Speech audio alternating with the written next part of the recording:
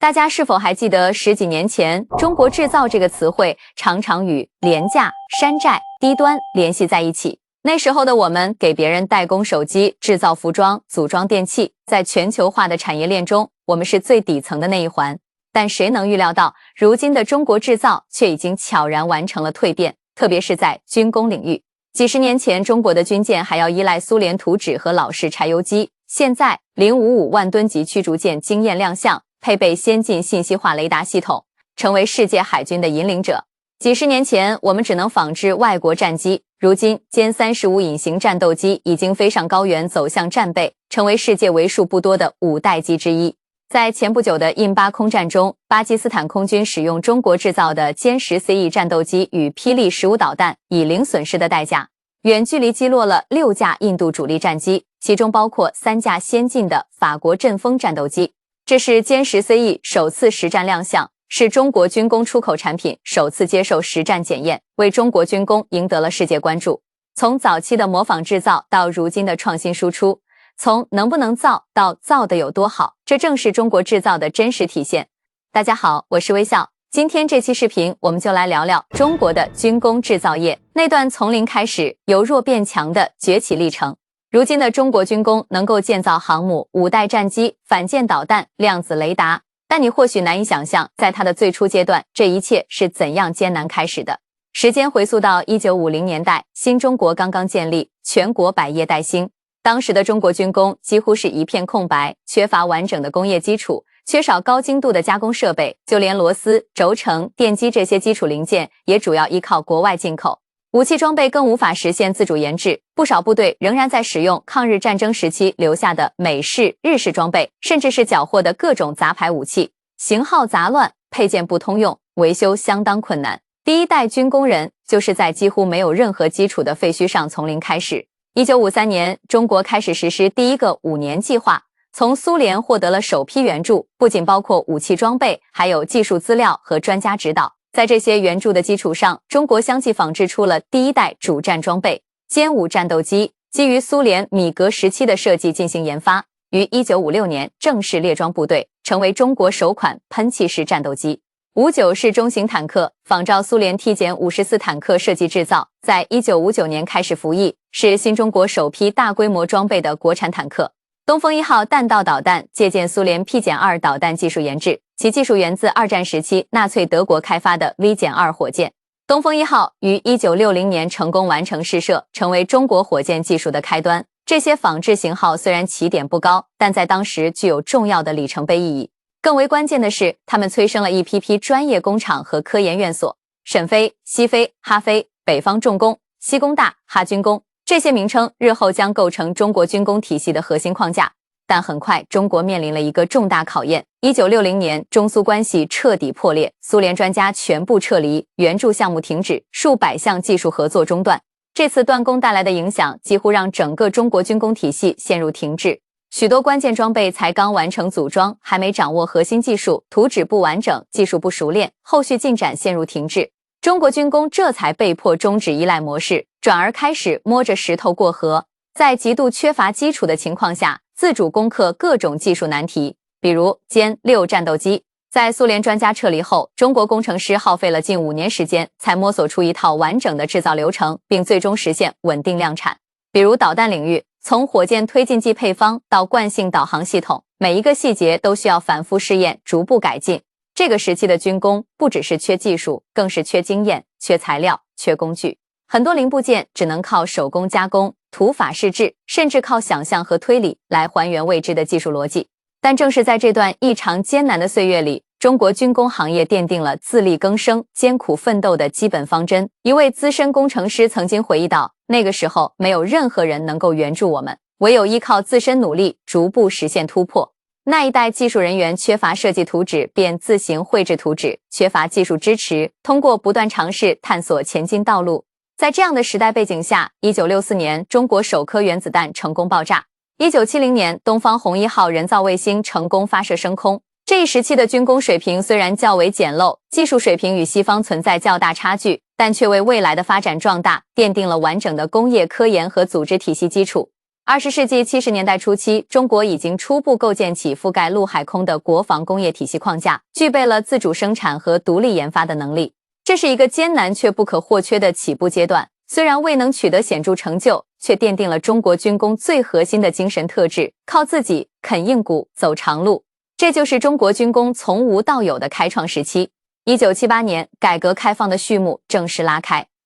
中国开启对外开放的大门，进入了以经济发展为核心的新阶段。对军工领域来说，这不仅是时代的重大转折，更是一场涉及生存与转型的深刻变革。在很长一段时间里，中国军工体系始终是计划经济体制下的封闭系统，科研、生产、试验、定型、列装完全由军方主导，按照行政指令运作。这种模式在战争时期效率很高，但在和平年代就显得过于死板，效率低下，特别是在技术更新和成本管理方面显示出明显的不足之处。到了20世纪80年代，国家开始实施军转民战略，准许军工企业进入民用产品制造领域，来解决产能过剩、技术闲置和资金短缺的问题。因此，当时就形成了令人难忘的时代画面。大量军工企业纷纷转型涉足商业领域，开始制造电冰箱、电视机和电风扇，以及自行车、手表、摩托车、汽车等民用产品。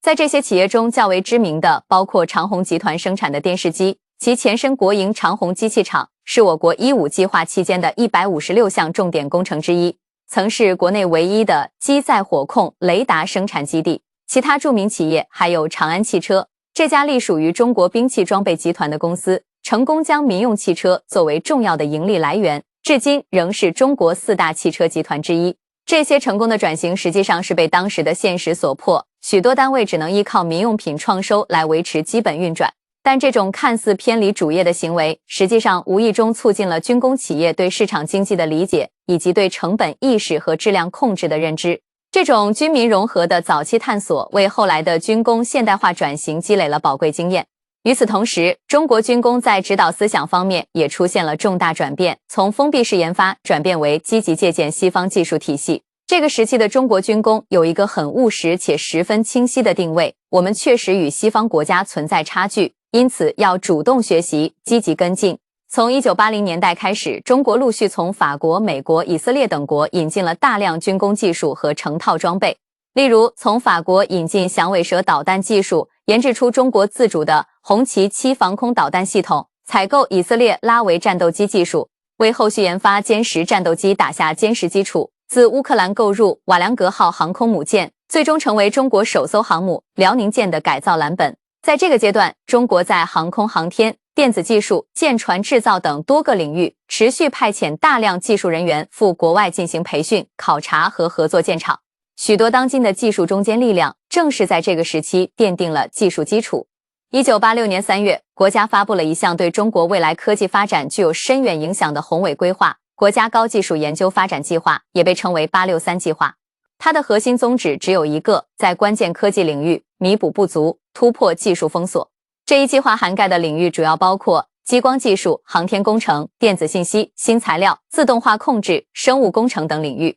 许多当前中国军工的核心关键技术都是从那个时期开始进行基础积累的。例如，现今北斗卫星导航系统的雏形最早就是在863计划中立项的。高超音速飞行器的研发工作，以及无人机、自主控制系统、数字化火控系统等重要组成部分，正是在这一时期确立了技术路线。你可以把这一阶段的中国军工看作一个正在重新武装的拳手，他暂时收起锋芒，韬光养晦，但却在幕后日夜苦练，蓄力待发，为将来的腾飞悄悄做着准备。进入21世纪，中国军工迎来了真正意义上的飞跃期。随着2001年中国加入世界贸易组织，经济实现了快速发展与高速增长，为军工建设提供了充分的物质基础。我国的军费预算也连年提升，成为全球国防支出第2大国，仅次于美国，为科研、试验、生产等环节注入了强大动力。过去几十年积淀的技术、人才和体系，如同一条蓄势已久的洪流，突然冲破堤防，奔腾而出。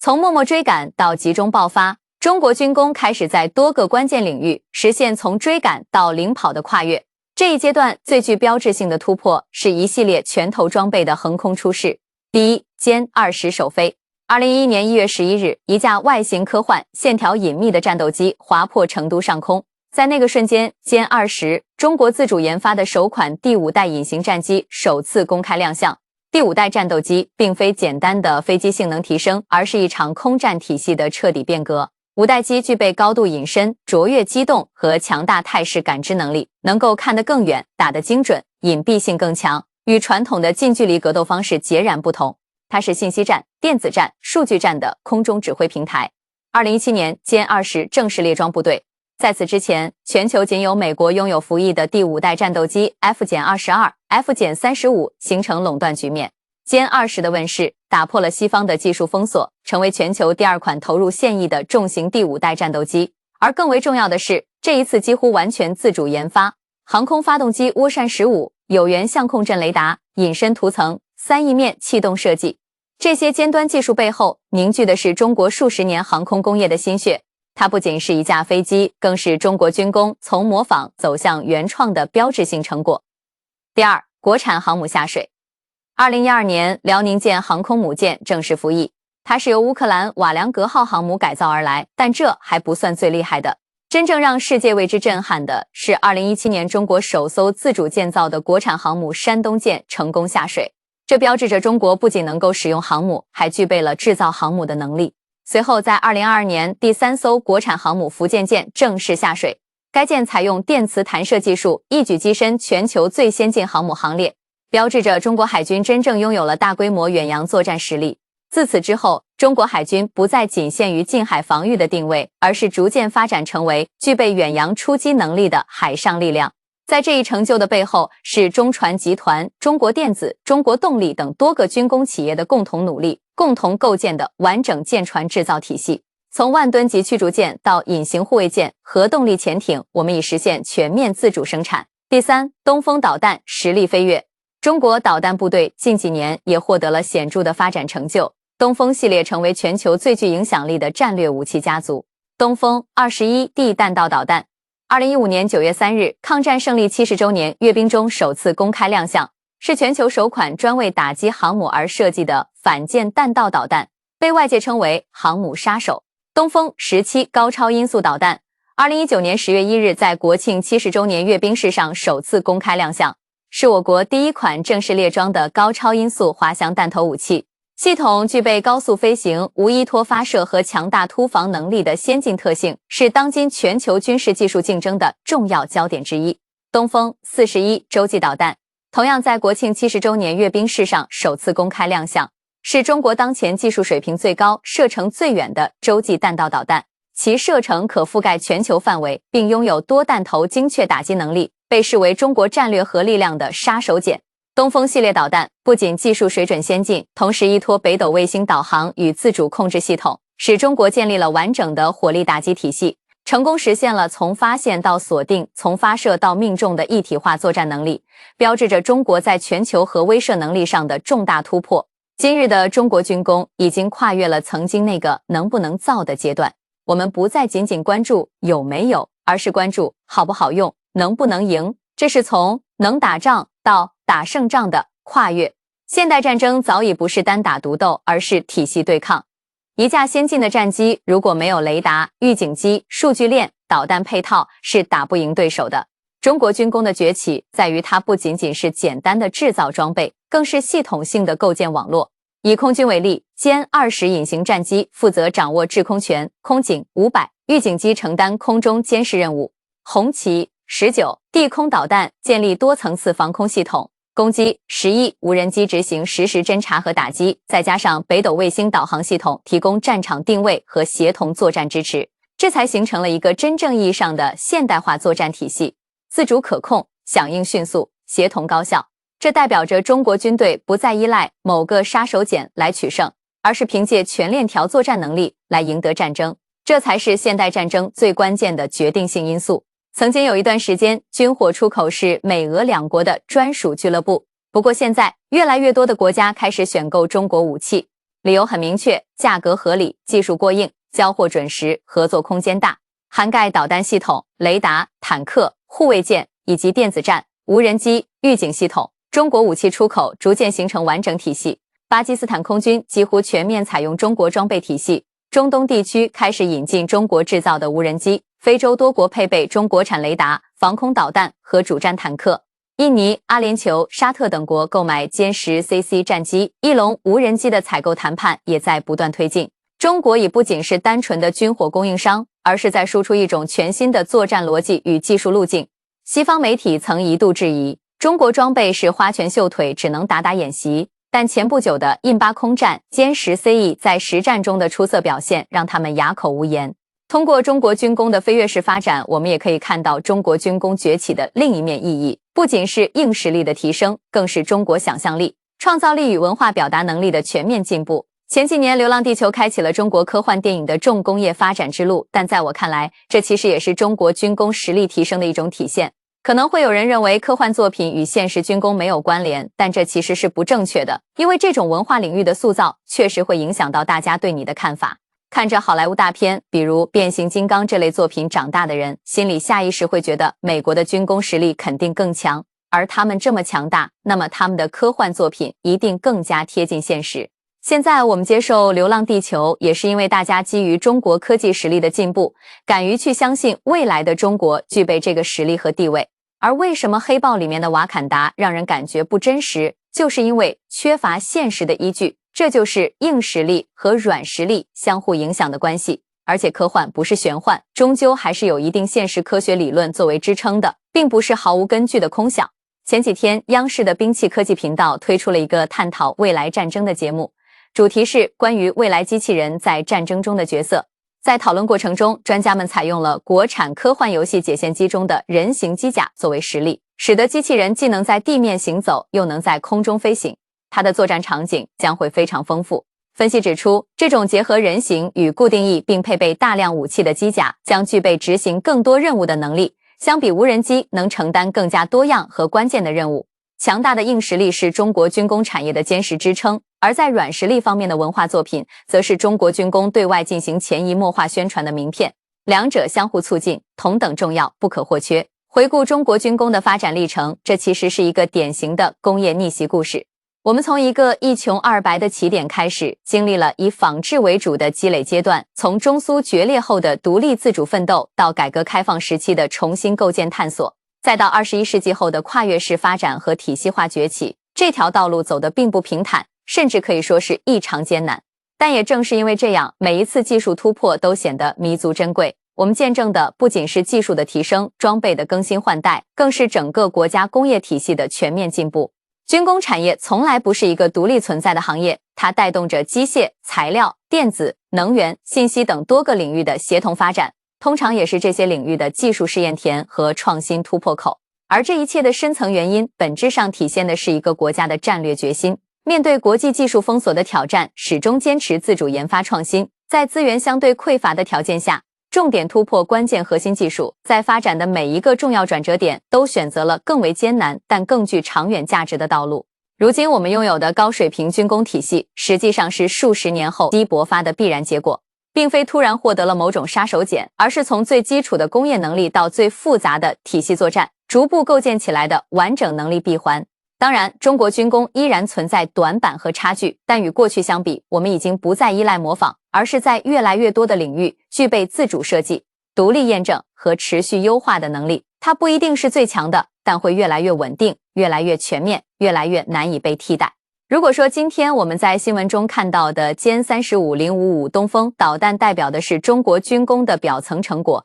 那么真正支撑这些成果的是背后那支长期隐身于公众视野之外的庞大工程队伍，设计师、工程师、测试人员、后勤保障群体，他们以几十年如一日的专业精神，完成了一场工业体系的脱胎换骨。这是一场工业突围，也是一场代际接力，更是一个中国制造向上突破的真实故事。而这样的中国故事，也正被越来越多的外国人所认可。我们刚才提到的解线机，就代表着中国文化在另一个维度的军工出海。以前我们习惯了看国外的未来设定，却很少问一句我们自己的未来想象是什么样子的。现在我们或许已经找到了答案，未来可能还会有更多解答。从今以后，绝对不允许有人再跟我大声说话。部队是来自地狱的勇士。